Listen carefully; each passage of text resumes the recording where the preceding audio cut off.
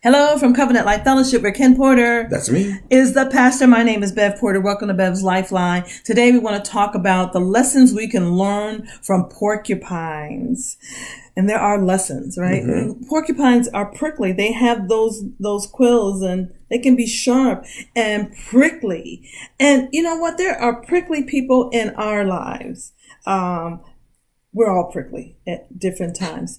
And so what's important is to learn how to work with prickly people, not to avoid them, but to learn how to work with them. That's when our interpersonal skills are sharpened. Because if you are able then to be able to navigate through all different types of situations, all kinds of prickly people, then that's when you're successful, whether it's at work or in your marriage.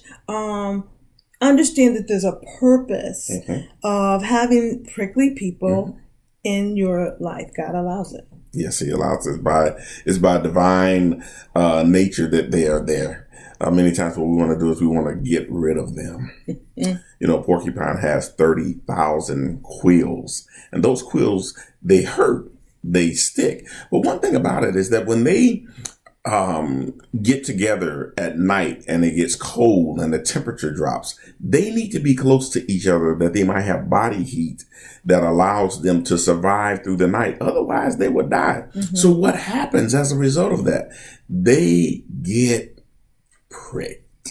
Because they're getting close. Because they're getting close. They get stuck and it hurts. But you have to understand the greater good is to be in a position where you're uncomfortable and you get stuck, or do you just die? Do you just become an island by yourself and cease to exist? What happens is that whenever we have situations in our life that come about, they help us to grow.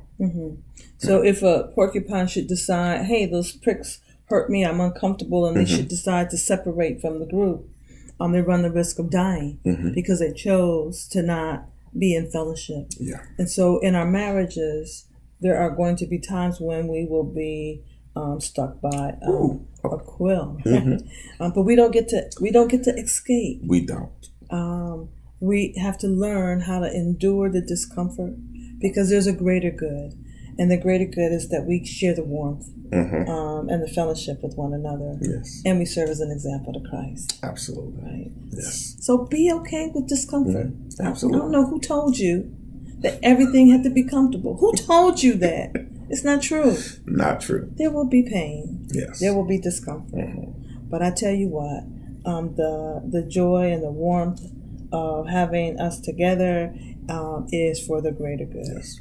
Far outweighs the momentary pain. Fleeting pain. Yes, absolutely. Remember, this is ministry, so we need you to like it. And we need you to share it. Until next time, we love you. We love you. Bye.